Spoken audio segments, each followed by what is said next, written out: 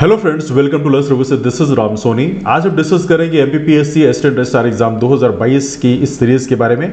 वो देखिए, ये एक सीरीज है जिसमें एज ऑफ नाउ हम लोग पार्ट बी के पोर्शन को कवर कर रहे हैं। पार्ट ए का पोर्शन भी जल्दी स्टार्ट कर दिया जाएगा। वो देखिए, इस सीरीज में यदि हम क्वेश्चंस की बात करें, किस तरह क्वेश्चंस हैं, तो जो पिछले एग्जाम में क्वेश्चन पूछे गए हैं वो क्वेश्चन तो यहाँ पे लाए गए हैं, और साथ में जो संभावित प्रश्न हो सकते हैं, पोटेंशियल क्वेश्चंस हैं, उसी पैटर्न में जो पिछले एग्जाम पूछे गए थे उसी पैटर्न में लगभग वो क्वेश्चन भी यहाँ पर तैयार किए गए हैं। तो आइए डिस्कशन की शुरुआत करते हैं। एज ऑफ नाउ हम लोग डिस्कस कर रहे हैं पार्ट बी का यूनिट 2, जो कि है उच्च शिक्षा सामान्य प्रशासन। इसे बोल सकते हैं हायर एजुकेशन जनरल एडमिनिस्ट्रेशन। आइए डिस्कशन की शुरुआत करते हैं। तो पहले हम सिलेबस देख लेते हैं। देखिए, इसको स्टार्ट करने के पहले एक छोटी सी इंफॉर्मेशन और भी है। ये जो क्लासेस होती हैं ये एवरी सिंगल डे अब हुआ करेंगी। हो सकता है कभी कभी मिस हो जाए, एक अलग बात है, लेकिन यूजुअली प्रयास करते हैं हर एक दिन होगी। इसका जो पीडीएफ है वो आपको टेलीग्राम ग्रुप है हमारा राम सोनी एमपीपीएससी, उससे आपको मिल जाएगा। तो वहाँ पे पीडीएफ इसका शेयर किया आता है, तो वहाँ से आप देख सकते हैं। इसकी लिंक भी आपको नीचे इस टेलीग्राम ग्रुप की दे दिया जाएगा, है ना। तो आइए डिस्कशन की शुरुआत करते हैं। तो पहला हमारा एज ऑफ नाउ ये सेकंड यूनिट है, जिसमें उच्च शिक्षा सामान्य प्रशासन है, जहाँ पे आप देख सकते हैं टॉपिक्स दिए हुए हैं। कहाँ से क्वेश्चन पूछाते हैं आमतौर पे, तो पहली बात एमपीपीएससी से क्वेश्चन पूछे गए हैं कि एमपीपीएससी का अपॉइंटमेंट कैसे होता है, चेयरमैन मेंबर का, या इसके अलावा रिमूवल कैसे होता है, कितने क्या मेंबर होते हैं। तो ऐसे क्वेश्चन आमतौर पर पीएससी पूछती है। इसके अलावा यहाँ पर जुडिशियल कंट्रोल से क्वेश्चन पूछे गए थे, जिसमें रिट से क्वेश्चन पूछा गया था लास्ट टाइम में, तो थोड़ा सा आप ध्यान रखेंगे। लेजिस्लेटिव एग्जीक्यूटिव जो जितने भी प्रोसेस होते हैं वहाँ से क्वेश्चन पूछे गए थे। साथ में यहाँ पर राइट टू इन्फॉर्मेशन एक्ट 2005 से क्वेश्चन कई सारे पूछे गए थे।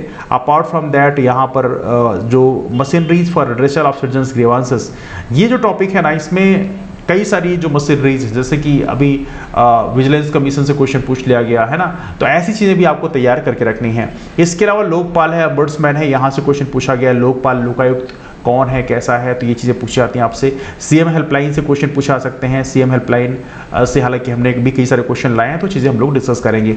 लोक सेवा गारंटी एक्ट 2010 के जो प्रोविजंस हैं, मेन प्रोविजंस हैं, वो भी आपको यहाँ पर पढ़ने पड़ते हैं। तो आइए डिस्कशन की शुरुआत करते हैं पहले क्वेश्चन से। तो जो क्वेश्चन पिछले एग्जाम पूछे गए थे उन क्वेश्चन को मैं डिस्कस भी करते चलूंगा। तो पहला क्वेश्चन है, who can remove chairman of MPPSC from his office. देखिए, आपको पता होना चाहिए एमपीपीएससी के चेयरमैन और मेंबर का जो अपॉइंटमेंट है वो गवर्नर के द्वारा किया आता है।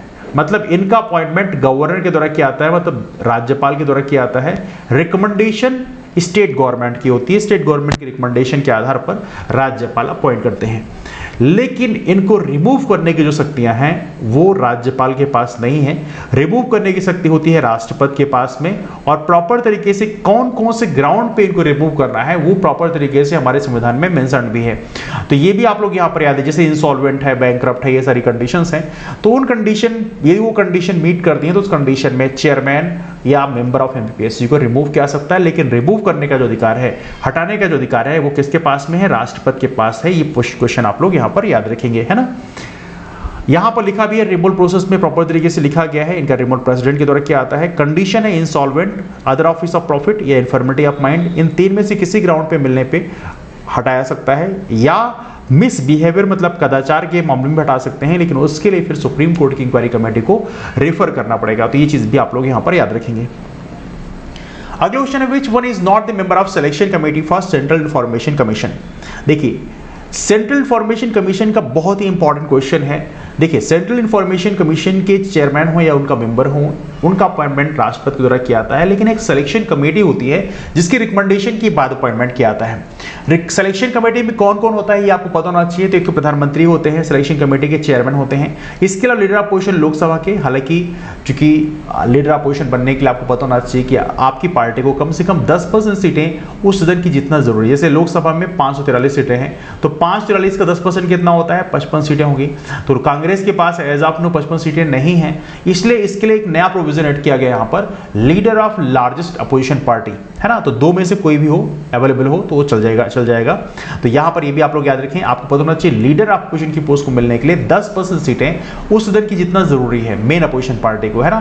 तो एज ऑफ नो कांग्रेस के पास लोकसभा में लीडर ऑफ अपोजिशन नहीं है, बल्कि leader of largest opposition party बना दिया गया है।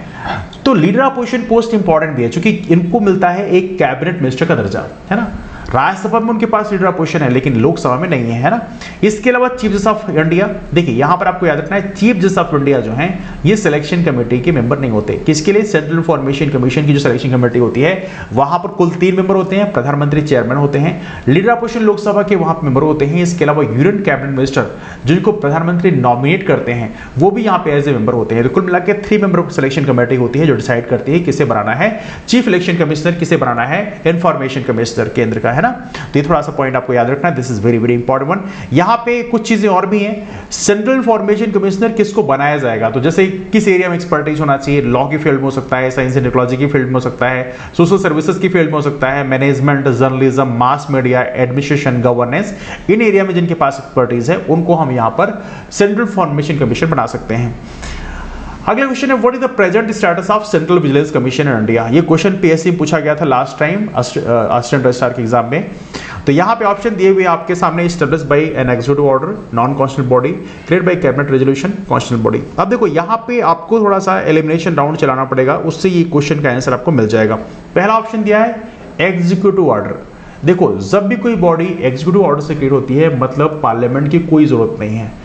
ऐसी बॉडी हमारे देश में कम ही कम है। जैसे नीति आयोग की बात करो, नीति आयोग एक एग्जीक्यूटिव ऑर्डर से क्रिएट किया गया है, इसीलिए इसको हम लोग non constitutional and non statutory body बोलते हैं। लेकिन चूंकि सेंट्रल विजिलेंस कमीशन का जो फॉर्मेशन है वो एक स्टैट्यूटरी बॉडी के रूप में काम करता है ना। चूंकि स्टैट्यूटरी बॉडी भी नॉन कॉन्स्टिट्यूशनल बॉडी ही कहलाएगी, लेकिन yes that is acting as statutory body, मतलब पार्लियामेंट्री रेजोल्यूशन के माध्यम से ही केंद्रीय सतर्कता आयोग का फॉर्मेशन किया गया है। तो वर्तमान स्थिति की हम बात करें तो कैसी बॉडी कहलाएगी, ये कहलाएगी नॉन कॉन्स्टिट्यूशनल बॉडी। अब यहां पर यही ऑप्शन बस लिस्ट में सही है, लेकिन वैसे ही ये है non constitutional and statutory body. ये थोड़ा पॉइंट आप लोग यहां पे याद रखेंगे। वैसे नीति आयोग को हम लोग क्या बोलेंगे, नीति आयोग को बोलेंगे non constitutional and non statutory body. लेकिन केंद्रीय सतर्कता आयोग अब यहां पर गैर संवैधानिक निकाय है, ये बात सच है, लेकिन ये एक स्टैट्यूटरी बॉडी मतलब संवैधानिक निकाय के रूप में भी काम करता है ना। थोड़ा सा आप लोग याद रखें। Created by cabinet resolution, cabinet resolution से जो बॉडी क्रिएट होती है वो नीति आयोग जैसी बॉडीज आप क्रिएट कर सकते हैं। कॉन्स्टिट्यूशनल बॉडी तो आप जानते हैं जिनका जिक्र हमारे संविधान में होता है। तो कई प्रकार से 3 प्रकार की बॉडी हम लोग पढ़ते हैं। एक हो गया कॉन्स्टिट्यूशनल बॉडी जिनका जिक्र संविधान में है, कोई ना कोई आर्टिकल ऐड किया गया है, जैसे फाइनेंस कमीशन है, इलेक्शन कमीशन ऑफ इंडिया है ना, such kind of bodies are there. इसके अलावा एक होता है स्टैट्यूटरी बॉडी। स्टैट्यूटरी बॉडी या नॉन कॉन्स्टिट्यूशनल बॉडी के 2 टाइप होते हैं। नॉन कॉन्स्टिट्यूशनल बॉडी में अब ये स्टैट्यूटरी बॉडी भी हो गया एक। स्टैट्यूटरी बॉडी में वो बॉडी होती है जिसे बोलते हैं सांविधिक निकाय, जिनका जिक्र हमारे संविधान में तो नहीं होता, लेकिन उनको क्रिएट करने के लिए पार्लियामेंट से एक बिल पास कराया जाता है सिंपल मेजोरिटी से, तो वो उसके द्वारा उस बॉडी को क्रिएट किया था। जैसे मान लो ह्यूमन राइट कमीशन है, तो नेशनल ह्यूमन राइट एक्ट लाया गया, ह्यूमन राइट एक्ट लाया गया, उसके द्वारा फिर national human right commission create कर दिया गया है ना। तो इसे बोलते हैं स्टैट्यूटरी बॉडी। जब भी किसी बॉडी का फॉर्मेशन किसी अधिनियम के माध्यम से किया जाता है उसे हम बोलते हैं स्टैट्यूटरी बॉडी, बट वो भी एक प्रकार की नॉन कॉन्स्टिट्यूशनल बॉडी भी है। इसके अलावा एक होता है non constitutional and non statutory body. इनका जिक्र संविधान में तो नहीं होता, लेकिन इनका फॉर्मेशन पार्लियामेंट के द्वारा भी नहीं किया था। इनका फॉर्मेशन केवल और केवल कैबिनेट रेजोल्यूशन के माध्यम से क्रिएट कर दिया जाता है। जैसे यहाँ पर इसका परफेक्ट एग्जांपल नीति आयोग है, पहले योजना आयोग हुआ करता था। लॉ कमीशन की बात करें वो भी एक नॉन कॉन्स्टिट्यूशनल और नॉन स्टैट्यूटरी बॉडी के रूप में काम करता है। तो पॉइंट आप लोग यहाँ पर याद रखेंगे, है ना। चलिए आगे चलते हैं। अगला क्वेश्चन है what is the penalty for central state public service commission public information officer if information is not given on time. Question बड़ा ही इंपॉर्टेंट है।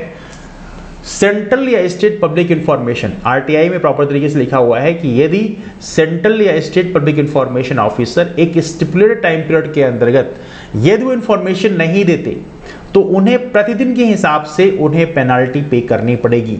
और पेनाल्टी कितनी है यहाँ पर आप याद रखें, ये है 250 रुपए पर डे। लेकिन इसकी भी एक अपर लिमिट है, मतलब यहाँ पर 250 रुपए पर डे आपको देना पड़ेगा और मैक्सिमम 25,000 तक जा सकता है। मतलब ऐसा नहीं कि वो तो फिर अनलिमिटेड टाइम तक तो लाखों रुपए पहुंच जाएगा, लेकिन वहां पर लिमिट डली है कि 25,000 से ऊपर नहीं जाएगा। हमारा जो आरटीआई है, राइट इंफॉर्मेशन एक्ट, उसका जो सेक्शन 20 है, धारा 20 है, ये इसके बारे में डिस्कस करती है पेनाल्टीज के बारे में। तो ये भी आप लोग यहां पर याद रखेंगे। This is also very very important one. तो यहां पर कितनी पेनाल्टी है, 250 रुपए पर डे। अगला क्वेश्चन आपके सामने है जुडिशियल कंट्रोल एमनेट्स फ्रॉम। ये क्वेश्चन पीएससी पूछा गया था पहले। अब देखो न्यायिक नियंत्रण उत्पन्न होता है कैसे। अब यहां पे ऑप्शन आपके सामने दिया है। पहला है judicial conventions, administrative orders, rule of law या एग्जीक्यूटिव ऑर्डर्स। बट ऑब्वियस बात है ये चीजें कहां से होती हैं, रूल ऑफ लॉ से होती हैं, नियम विधि के शासन से होती है। बट ऑब्वियस बात है जुडिशियल कंट्रोल जितने भी प्रोविजंस हैं वो सारे के सारे कहां से आते हैं, रूल ऑफ लॉ से आते हैं। तो ये कहां से आते हैं, विधि के शासन से आते हैं ना। तो इस चीज को आप लोग यहाँ पर याद रखेंगे। यहाँ पर जुडिशियल कन्वेंशंस नहीं है, कुछ चीजों में है लेकिन मोस्टली जो है रूल ऑफ लॉ है। तो इसको आप लोग यहाँ पर याद रखें। अगला क्वेश्चन आपके सामने, who is called as the father of PIL entry, public interest litigation. बहुत इंपॉर्टेंट है, पीआईएल के जनक किसे बोला जाता है। अब देखो यहाँ पर कई लोग के नाम लिखे हुए हैं, कई जजेस के नाम लिखे हैं। चंद्रचूड़ तो हैं एज ऑफ प्रेजेंट टाइम में सीजीआई हैं हमारे देश के, जस्टिस चंद्रचूड़।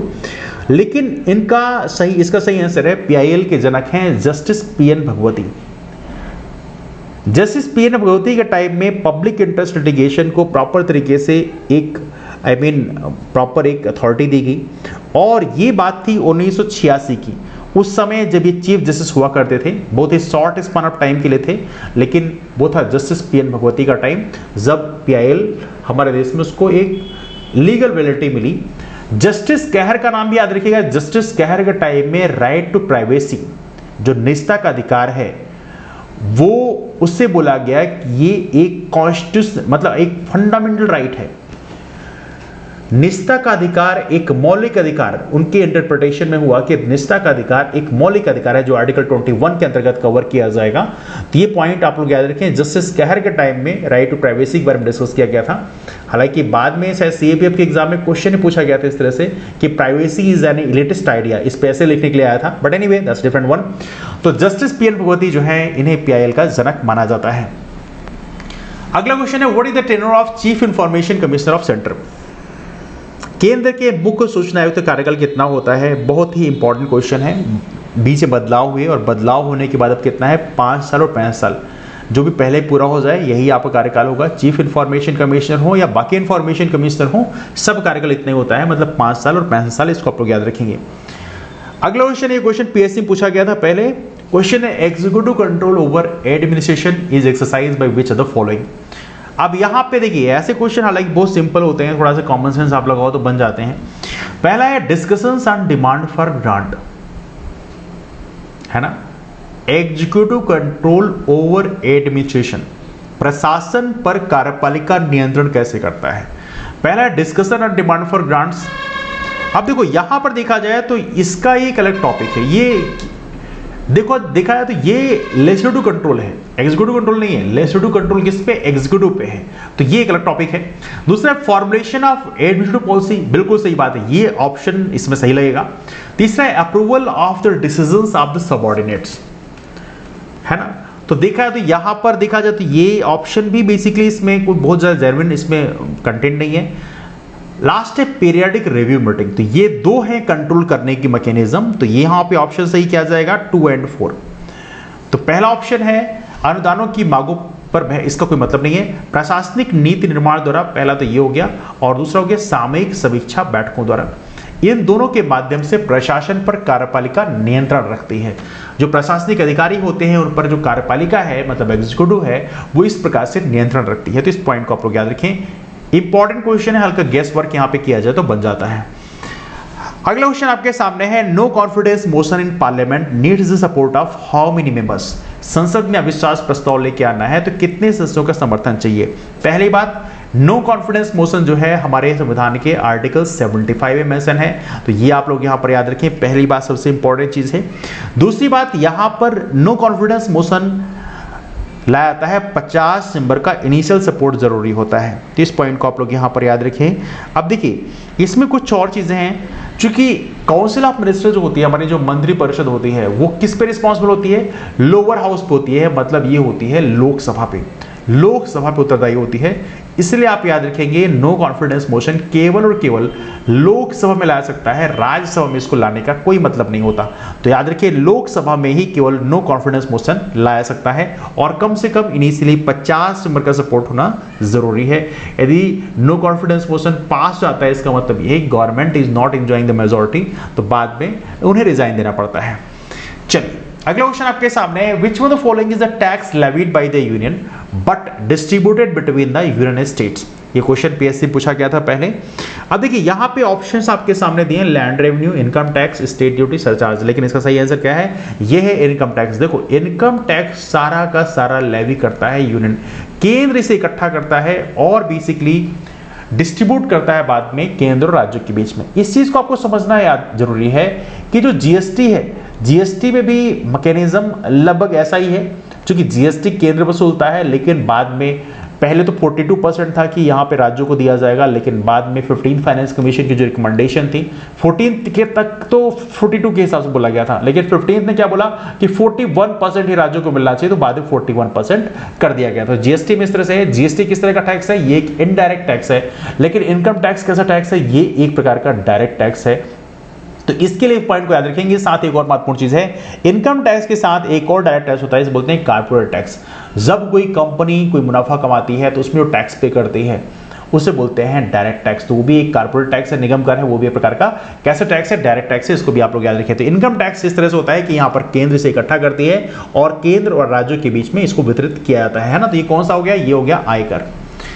अगला क्वेश्चन आपके सामने है, office of the district collector in British India was created in. ये क्वेश्चन पीएससी पूछा गया था, डिस्ट्रिक्ट कलेक्टर की ऑफिस कब क्रिएट की गई थी? देखो ये सबसे स्टार्टिंग में ही कर दिया गया था और काफी इंपॉर्टेंट रेवेन्यू कलेक्शन के लिए 1772 में किया गया था। 1772 में ही जिला कलेक्टर का पद सृजन कर दिया गया था और याद रहे उसे कुछ साल पहले ही बेसिकली जो दीवानी अधिकार मिले थे ईस्ट इंडिया कंपनी को बंगाल, बिहार, बनारस, उड़ीसा में, जो काफी इंपॉर्टेंट है ना।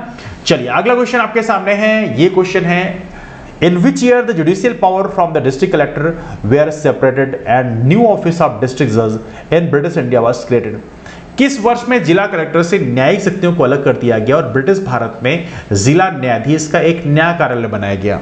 यह क्वेश्चन पीएससी ने पूछा था और इसका सही आंसर क्या है? ये है आपका 1792 में ये एक नया स्टेप लिया गया था। हालांकि जब आप पढ़ते हैं हिस्ट्री तो वहां पे ये चीजें प्रॉपर तरीके से डिस्कस की गई थी कि जो डिस्ट्रिक्ट कलेक्टर है उसको सिर्फ और सिर्फ रेवेन्यू कलेक्शन काम दे दिया गया था और बाद में जो न्यायिक शक्तियां हैं उसे छीन ली गई थी। लेकिन एज आपको पता होना चाहिए, हमारे यहाँ जो कलेक्टर होते हैं उनको दो पोस्ट उनको मिलती है, DM and DC, district magistrate and district collector.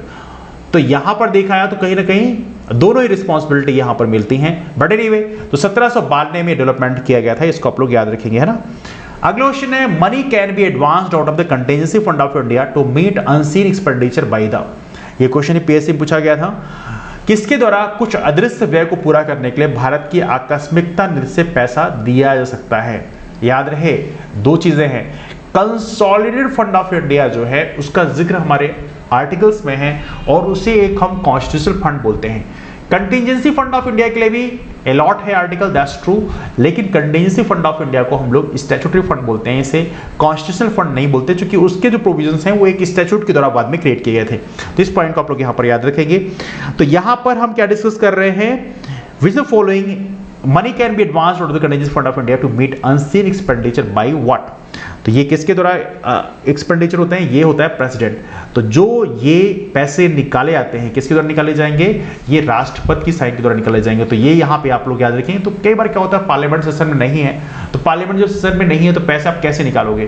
Consolidated fund of India से पैसे निकालने के लिए पार्लियामेंट का अप्रूवल जरूरी होता है, लेकिन कंटिजेंसी फंड ऑफ इंडिया के लिए आप प्रेसिडेंट की साइन से पैसे निकाल सकते हैं, जो कि आकस्मिक निधि के रूप में जाना जाता है ना, जिसको आप लोग यहाँ पर याद रखिए। तो ये है राष्ट्रपति। अगला क्वेश्चन आपके सामने, विच of the following is the most effective control method of executive control over administration? निम्नलिखित में से कौन सा प्रशासन पर कार्यकारी नियंत्रण का सबसे प्रभावी नियंत्रण तरीका है? अब यहाँ पे ऑप्शन दिए आपके सामने, political directions, subordinate legislation, financial administration, appointment and removal of top officers, राजनीतिक निर्देश, अधीनस्थ विधायन, वित्तीय प्रशासन, शीर्ष अधिकारियों की नियुक्ति और निशासन। सबसे इंपॉर्टेंट पॉइंट यही है, हर कोई इंसान किससे डरता है? फायर होने से डरता है, रिमूवल होने से डरता है, और कहीं ना कहीं सबसे प्रभावी तरीका बेसिकली यही माना जाता है, दैट्स व्हाई। तो यहाँ पर सबसे इफेक्टिव कंट्रोल मेथड होती है appointment and removal of top officers, शीर्ष अधिकारियों की नियुक्ति और निष्कासन सबसे महत्वपूर्ण यहाँ पर तरीका होता है ना। अगला क्वेश्चन है, what is the policy cut motion? Okay, तो ये कट मोशन जो है अपना जो कटौती प्रस्ताव है, इसमें से एक टॉपिक है पॉलिसी कट मोशन, एक टाइप है।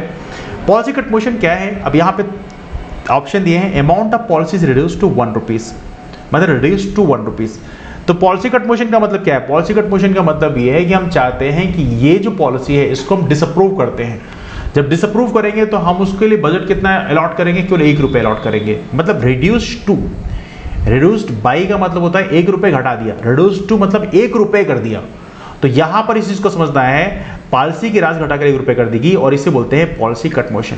बाकी यहां पे ऑप्शन दिए हैं, पहला है lump sum reduction in the budget for policy, इसे बोलते हैं हम बेसिकली इकोनॉमी कट मोशन। इसमें कोई पर्टिकुलर अमाउंट हम लोग घटा देते हैं। इसके अलावा amount is reduced by 100 rupees, मतलब जो पॉलिसी है उससे 100 रुपये घटा दिया, मतलब एक सिंबॉलिक तरीके से, इसे बोलते हैं टोकन कट मोशन। मतलब बहुत ज्यादा पॉलिसी को हम डिसअप्रूव नहीं कर रहे हैं। तो यहां पर याद रखेंगे ये पॉलिसी कट मोशन में, ये जो पॉलिसी कट मोशन है इसका मतलब होता है amount of policy reduced to 1 rupees, मतलब पॉलिसी की राशि घटाकर 1 रुपये कर देगी। मतलब जो पॉलिसी को आपने 1 करोड़ 10 करोड़ 20 करोड़ 50 करोड़ 1000 करोड़ जो भी दिया था आपने, उसको घटाकर हमने कितना रुपए कर दिया, 1 रुपये कर दिया। इसे बोलते हैं पॉलिसी कट मोशन, है ना।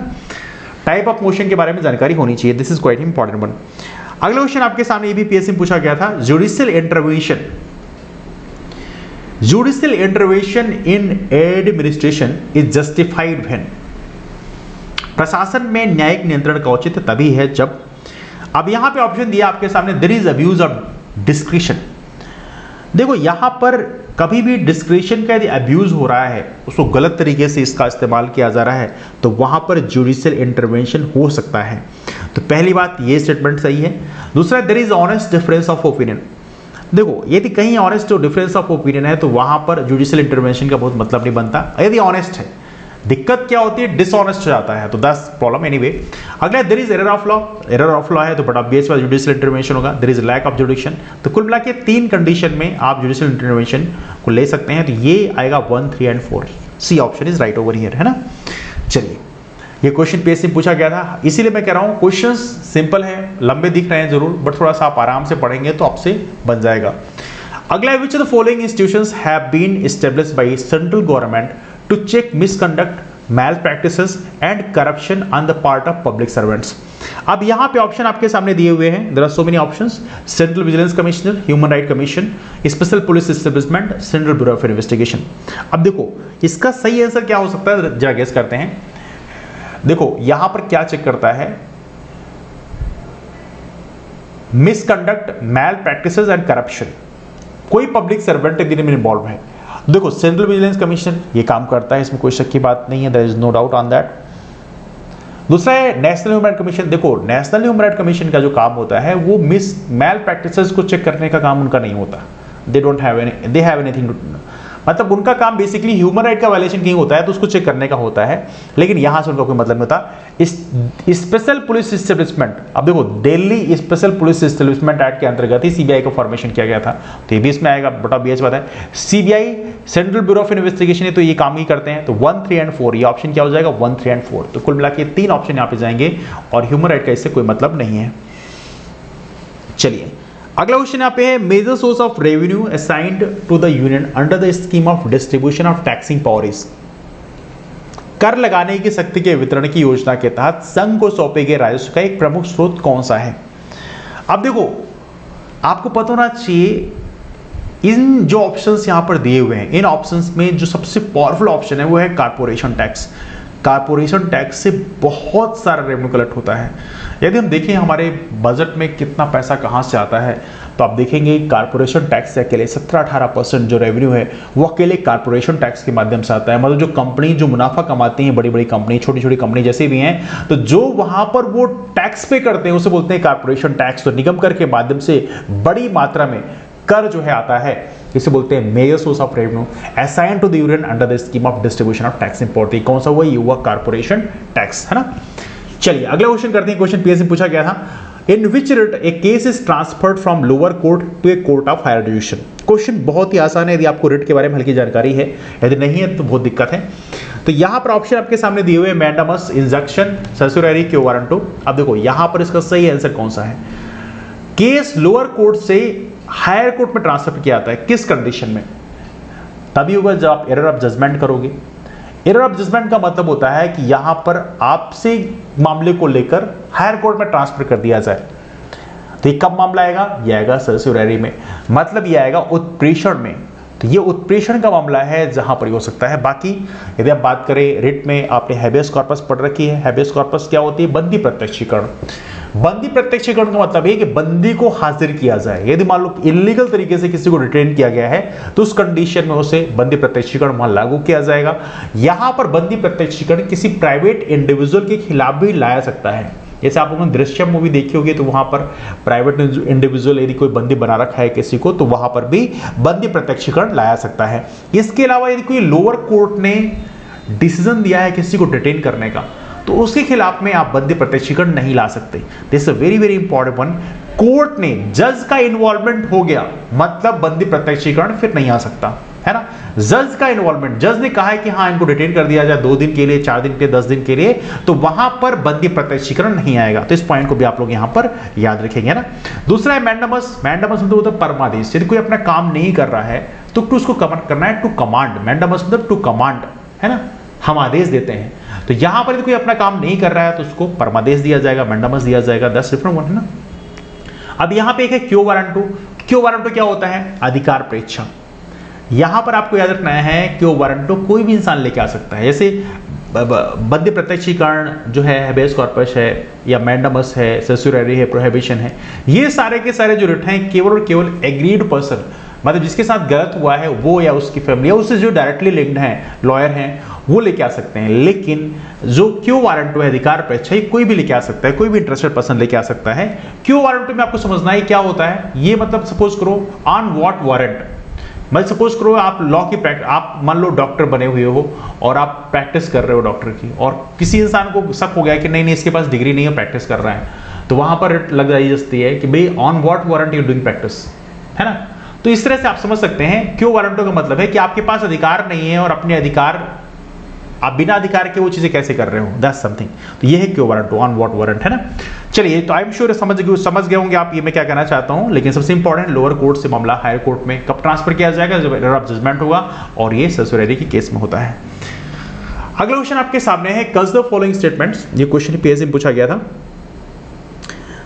लिखा है the governor of state in India has power to appoint. Governor के पास किसको अपॉइंट करने की शक्ति है? अब देखो यहां पर देखते हैं ये करके, जजेस ऑफ द हाई कोर्ट। देखो जजेस ऑफ द हाई कोर्ट जो होते हैं ना, गवर्नर के द्वारा अपॉइंट नहीं किए जाते। तो पहली बात ही गलत है, राष्ट्रपति द्वारा अपॉइंट किए जाते हैं।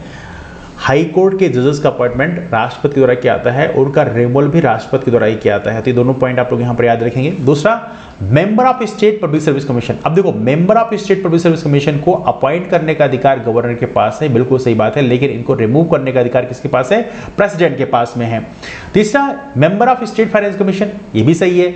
जो राज्य वित्त आयोग है उसके जो मेंबर हैं या चेयरमैन, उनको भी अपॉइंट करने का अधिकार राज्यपाल के पास होता है। तो ये भी ऑप्शन यहाँ पे सही है। तीसरा यहाँ पे लिखा है, चौथा लिखा है the accountant general of Indian state, नहीं, इनका कोई मतलब नहीं होता यहाँ पे। तो यहाँ पर 2 और 3 बस के इसमें सही आएगा, 2 और 3 ओनली, है ना। तो ये ऑप्शन इसमें सही है।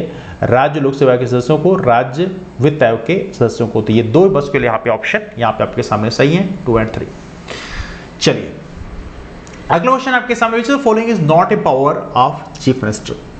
ये क्वेश्चन पीएससी पूछा गया था।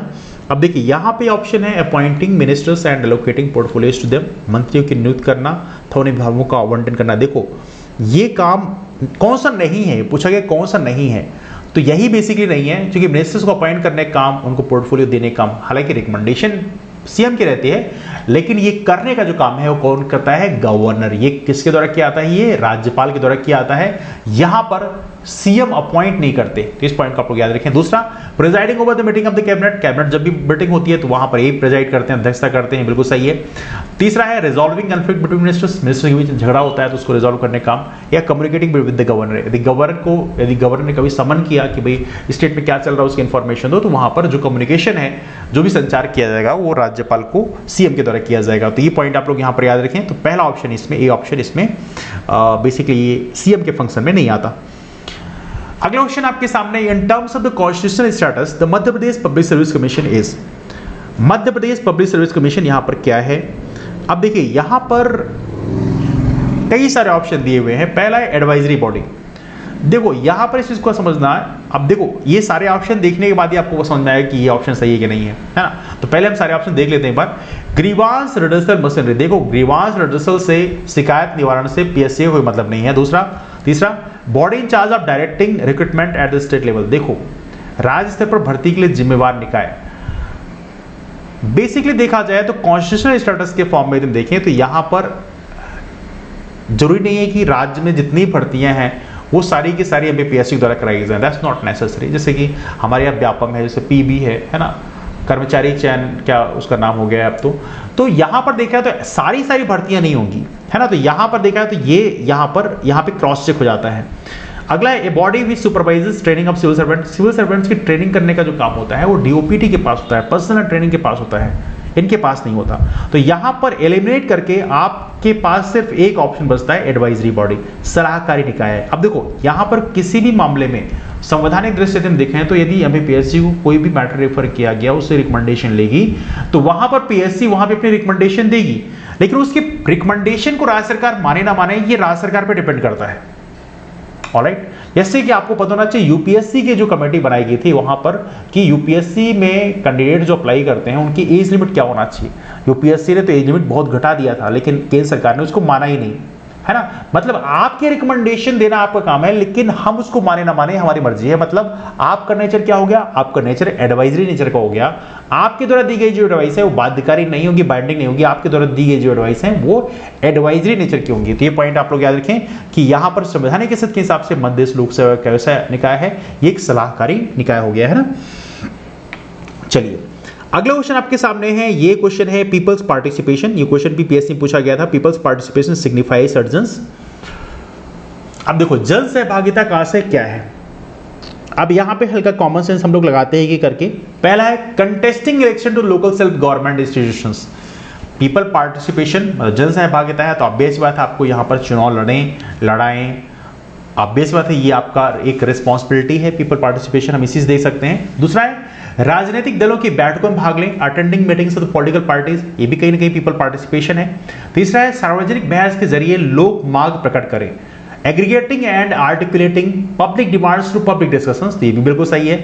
चौथा है यहाँ पर making decisions in local body, स्थानीय निकायों में निर्णय लें। तो कुल मिला के चारे ऑप्शन कहीं ना कहीं यहाँ पे जन सहभागिता को यहाँ पर प्रदर्शित करते हैं। तो यहाँ पर 1, 2, 3 and 4 all options are right over here, है ना। तो पीपल पार्टिसिपेशन में हम सारी चीजों को कवर कर सकते हैं। अगला क्वेश्चन आपके सामने, state information commission in Madhya Pradesh has been constituted.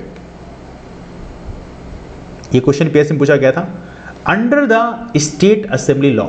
देखो, स्टेट इंफॉर्मेशन कमीशन की बात की जा रही है।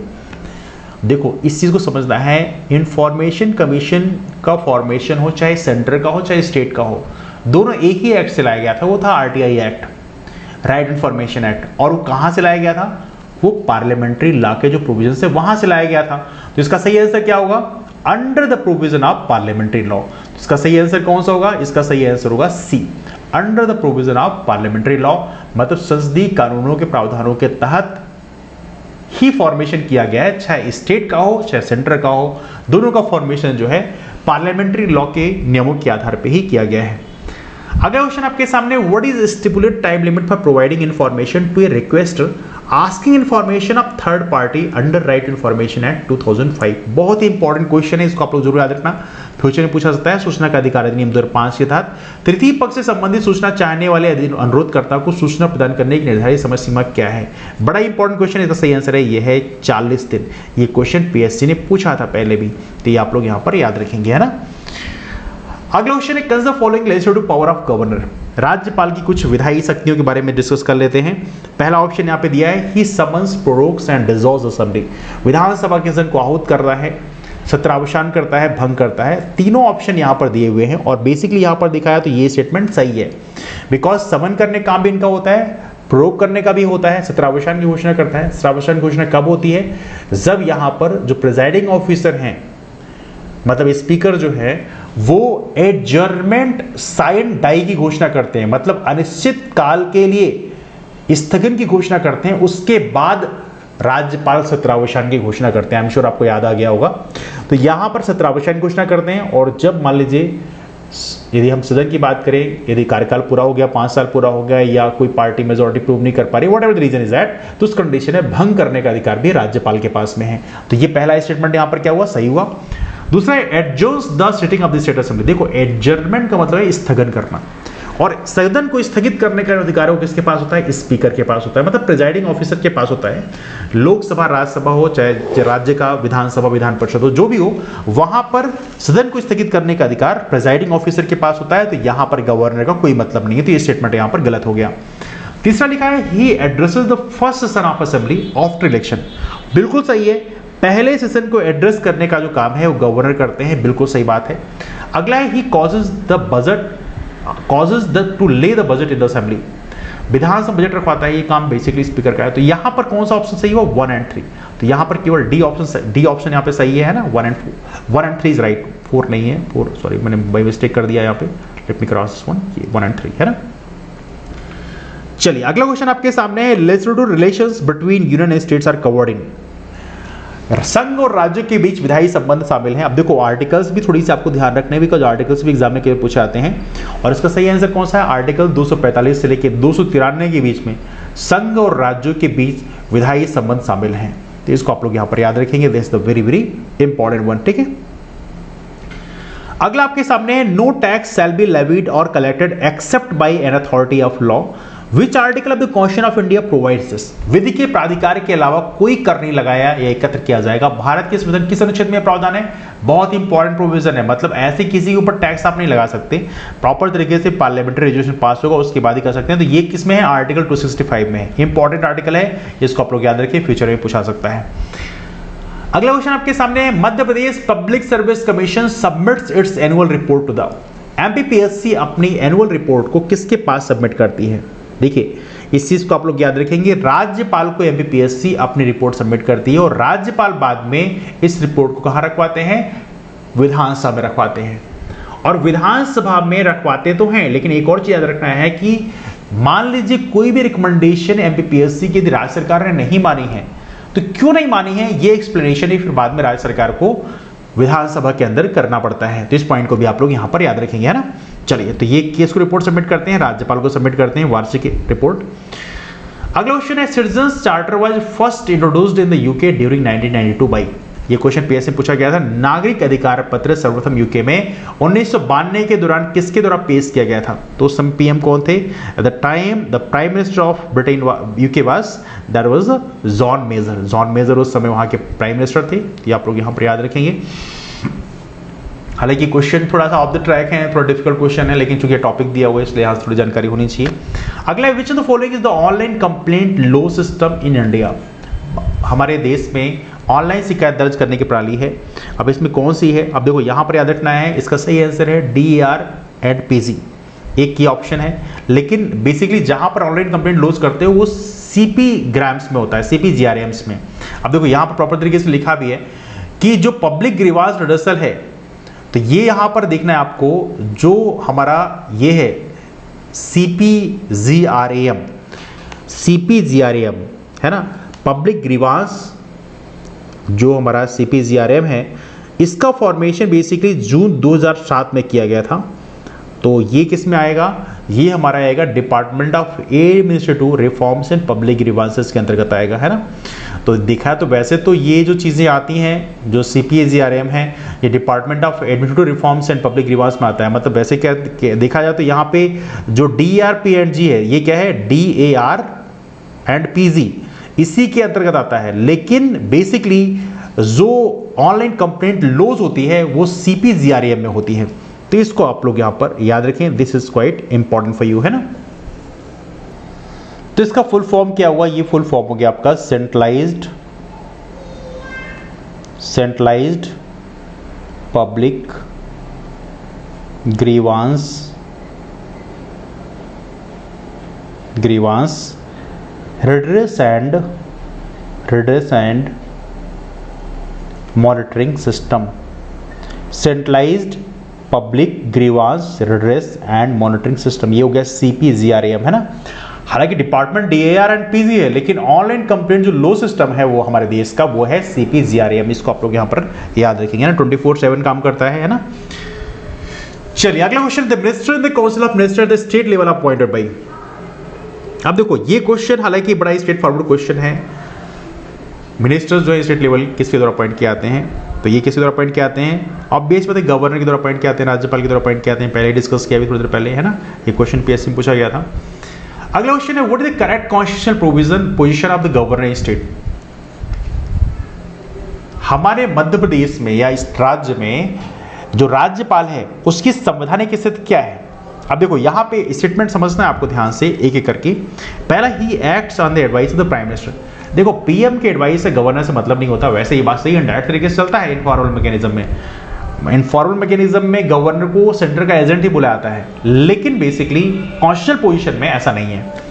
अगला, he acts on the advice of the president of India, कोई मतलब नहीं यहाँ पे, उनकी एडवाइस का इससे कोई मतलब नहीं।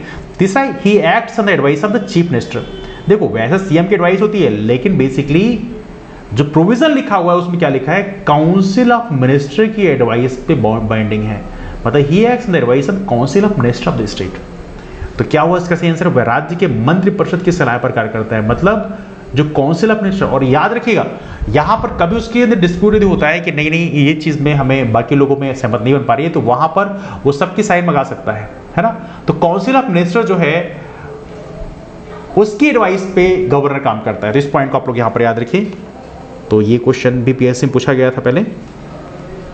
अगला क्वेश्चन आपके सामने, the idea of cooperative federalism in India is well reflected. Bharat में सहकारी संघवाद का विचार अच्छी तरह से परिलक्षित कहां होता है? अब देखो यहाँ पे ऑप्शन आप देखोगे तो इसमें बेस्ट है यूनियन स्टेट। जो लेजिस्लेटिव रिलेशंस हैं वहाँ पे आते हैं, बड़ा ऑब्वियस बात है। बाकी तो इकोनॉमिक मैटर्स, बाकी मैटर्स तो है ही है, लेकिन सबसे इंपॉर्टेंट है यूनियन स्टेट लेजिस्लेटिव रिलेशंस, संघ राज्य विधायी संबंध जो है यहाँ पर भारत में सहकारी संघवाद परिलक्षित होता है ना। अगला क्वेश्चन आपके सामने, द इंस्टीट्यूशन ऑफ जस्टिटी, हालांकि justice ombudsman was originated in Sweden. Sweden में कब उत्पत्ति हुई इसकी? हालांकि क्वेश्चन भी काफी टिपिकल है, इस तरह के क्वेश्चन को रिप्लाई करना मुश्किल है, लेकिन 1809 चूंकि ऑम्बड्समैन प्रॉपर तरीके से हमारे सिलेबस में दिया हुआ है, इसलिए आपको हल्की जानकारी स्वीडन से शुरुआत मानी आती है, इसलिए आपको हल्की जानकारी इसके बारे में होनी चाहिए। एनीवे, अगला क्वेश्चन आपके सामने है, according to present convention chairman of public account committee, जो लोक लेखा समिति के चेयरमैन हैं, ये कहां से बिलोंग करते हैं? इनका संबंध कहां से होता है? देखिए आपको पता होना चाहिए, पब्लिक अकाउंट कमेटी लोक लेखा संबंधी जो समिति होती है हमारे पार्लियामेंट्री कमेटी की सबसे इंपॉर्टेंट कमेटी होती है ना, that's permanent committee. Public account committee का चेयरमैन का जो अपॉइंटमेंट जो नॉमिनेट किया जाता है वो बेसिकली इसके द्वारा किया जाएगा, प्रिजाइडिंग ऑफिसर के द्वारा किया जाएगा। लेकिन याद रखिएगा एज ऑफ नो जो कन्वेंशन चल रहा है उसके हिसाब से अपोजिशन पार्टी को ही बेसिकली यहीं से पब्लिक अकाउंट कमेटी के चेयरमैन को नॉमिनेट किया जाता है। This is a very very important one. इसमें कुल 22 मेंबर होते हैं, जिसमें क्या रेशियो होता है? 15 और 7 का, 15 + 7, 15 लोकसभा से और 7 राज्यसभा से होते हैं। ये भी पॉइंट आप लोग यहाँ पर याद रखें। पब्लिक अकाउंट कमेटी, लोक लेखा समिति, यहाँ पे लिखा भी है पब्लिक अकाउंट कमेटी के बारे में। टेनर 1 साल होता है, मतलब अपॉइंटमेंट होने के बाद जो यहाँ पर प्रॉपर वोटिंग होती है उसके द्वारा प्रॉपर तरीके से मेंबर्स चुने आते हैं। दस अनुपातिक पद्धति के हिसाब से, प्रोपोर्शनल रिप्रेजेंटेटिव सिस्टम के माध्यम से। यहाँ पर याद रखना टेनर 1 साल का होता है, मतलब 1 साल बाद फिर से वोटिंग होती है। चेयरमैन जो है अपोजिशन पार्टीज होती हैं, एज ऑफ नो जो प्रेजेंट टाइम में कन्वेंशन चल रहा है उसके हिसाब से ऐसा है। और इसके अलावा जो CAGI है, नियंत्रक महालेखा परीक्षक है, उसको पब्लिक अकाउंट कमेटी का फ्रेंड, फिलोसफर और गाइड बुलाता है, बिकॉज CAGI की जो रिकमेंडेशन, CAGI का जो भी एडवाइस है वो पब्लिक अकाउंट कमेटी को हमेशा मिलती है। तो ये भी पॉइंट आप लोग याद रखें। एज ऑफ नो हमारे CAGI कौन है? ये हैं GC मुर्मू साहब, ये भी आप लोग यहाँ पर याद रखेंगे, ठीक है। चलिए आगे चलते हैं। Which service is not all India service? इनमें से कौन सर्विस जो है अखिल भारतीय सेवा नहीं है? अब देखो आपको पता होना चाहिए अखिल भारतीय सेवाओं का जिक्र जो है हमारे संविधान के आर्टिकल 312 में किया गया है। पहली बात तो आपको ये पता होना चाहिए, this is a very very important one. IAS Akhil Bharatiya सेवा का मतलब क्या होता है? आपका अपॉइंटमेंट केंद्र करता है, लेकिन आपको स्टेट गवर्नमेंट के अंडर में जाकर काम करना पड़ता है ना। इसे बोलते हैं ऑल इंडिया सर्विसेज, आर्टिकल 312। यदि इसमें कोई बदलाव करना चाहता है तो प्रॉपर तरीके से आपको पता होना चाहिए। पहले राज्यसभा बिल पेश होता है, फिर बाद में राज्यसभा जब बिल पास होता है तो वो लोग समझाता है। यही इकलौता ऐसा बिल है जो राज्यसभा में पहले पेश किया जाता है ना। अब यहाँ पर क्या है? IAS हो गया, IPS हो गया, IFS आप लोग सुनते हैं कि ये ऑल इंडिया सर्विसेज है, लेकिन याद रहे इंडियन फॉरेन सर्विसेज नहीं, वो है Indian foreign services. Indian foreign services जो है ये है अखिल भारतीय सेवा, लेकिन भारतीय विदेश सेवा का इससे कोई मतलब नहीं है। तो ये थोड़ा सा आप लोग यहां पर याद रखें, दैट्स वेरी बेसिक क्वेश्चन। चलिए आगे चलते हैं। अगला क्वेश्चन आपके सामने, which writ need not to be issued by the agreed person only? ये क्वेश्चन पहले डिस्कस कर चुके हैं आप लोगों से, किस रिट को पीड़ित व्यक्ति द्वारा ही जारी करने की आवश्यकता नहीं है।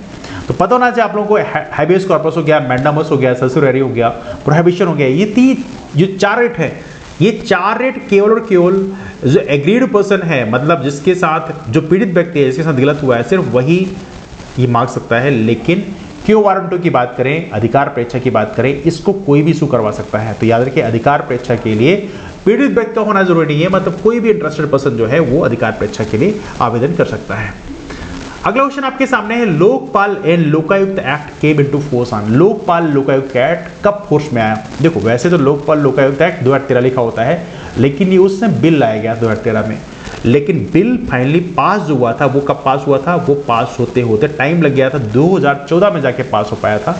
जिस पॉइंट को आप लोग याद रखें, उस समय आपको याद होगा अन्ना हजारे का आंदोलन जो है काफ़ी एक्टिव था, काफ़ी एग्रेसिव सा आंदोलन था, और बाद में उसमें कांग्रेस गवर्नमेंट ने फाइनली लोकपाल लोकायुक्त जो एक्ट जो पास किया था फाइनली।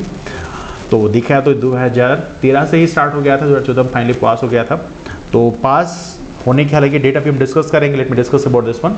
यहाँ पे आप लिखेंगे 2011 में, हालांकि जो प्रणब मुखर्जी उस समय उनके ग्रुप ऑफ मिनिस्टर्स की एक मीटिंग हुई थी, उसमें प्रॉपर तरीके से डिस्कस किया गया कि करप्शन को टैकल करने के लिए लोकपाल बिल को प्रपोज किया गया था। बाद में India against corruption movement proper तरीके से काफ़ी अग्रेसिव हुआ, अन्ना हजारे के आंदोलन जो आपने सुना ही हुआ, और बाद में 2013 में बिल लाया गया, और बाद में राष्ट्रपति की सहमति 1 जनवरी 2014 को मिली, और बाद में फोर्स में आया 16 जनवरी 2014 को। तो थोड़ा सा आप लोग यहाँ पर याद रखेंगे, लोकपाल एंड लोकायुक्त एक्ट। एक और महत्वपूर्ण चीज़ है, आपको पता होना चाहिए, केंद्र में लोकपाल होते हैं, राज्यों में लोकायुक्त होते हैं, ये भी आपको पता होना चाहिए। लोकपाल की बात करें, एज ऑफ नो हमारे देश में जो लोकपाल है वो कौन है? वो है जस्टिस पिनाकी चंद्र घोष, शॉर्ट में इनको जस्टिस पीसी घोष बोलते हैं। 2019 में जाकर इनका अपॉइंटमेंट किया गया था, तो ये भी आप लोग यहाँ पे याद रखें। लोकपाल लोकायुक्त ये दोनों ही बॉडी काफी इंपॉर्टेंट होती हैं, है ना। चलिए आगे चलते हैं। अगला question, term of office of Lokpal chairman member. Chairman और मेंबर जो होते हैं लोकपाल के, इनका टर्म कितना होता है, कार्यकाल कितना होता है? तो कितना होता है? 5 साल और 70 साल। 5 साल और 70 साल होता है, जो भी पहले पूरा हो जाए वही होता है। याद रखें, 70 साल रिटायरमेंट का एक और बॉडी का होता है, आपको पता होना चाहिए। किसका होता है? नेशनल ह्यूमन राइट कमीशन, राष्ट्रीय मानवाधिकार आयोग का भी रिटायरमेंट जो एज होता है वो 70 साल होता है, लेकिन पहले 5 था, अब 3 कर दिया गया है। तो ये भी आप लोग यहाँ पर याद रखेंगे, है ना। चलिए, तो यहाँ पे लोकपाल के बारे में काफी सारी इंफॉर्मेशन दिया हुआ है, जरा देख लेते हैं एक बार जल्दी जल्दी कुछ मेन चीजें जो हैं। पहली बात, मैक्सिमम यहाँ पर 8 मेंबर हो सकते हैं लोकपाल में, है ना। दूसरी बात यहाँ पर क्या है, चेयरपर्सन की बात करें, लोकपाल की बात करें, तो या तो former chief justice of India होंगे, या तो फॉर्मर जज ऑफ सुप्रीम कोर्ट, कोई भी हो सकता है। एमिनेंट पर्सन भी यहाँ पर हो सकते हैं, तो सारी चीजें प्रॉपर तरीके से यहाँ पे लिखा है। लेकिन यदि एमिनेंट पर्सन को आप बनाते हैं तो उस कंडीशन में 25 साल का एक्सपीरियंस उनके पास होना चाहिए। कौन कौन से एक्टिविटीज में से एंटी करप्शन पॉलिसी है, पब्लिक एडमिनिस्ट्रेशन है, विजिलेंस है, फाइनेंस, ये सारी क्षेत्रों में उनका एक्सपर्टीज होना चाहिए। इन 8 में से लिखा है कि आधे जो मेंबर हैं वो जुडिशियल मेंबर होंगे, मतलब 50%, और बाकी जो है वो नॉन जुडिशियल हो सकते हैं।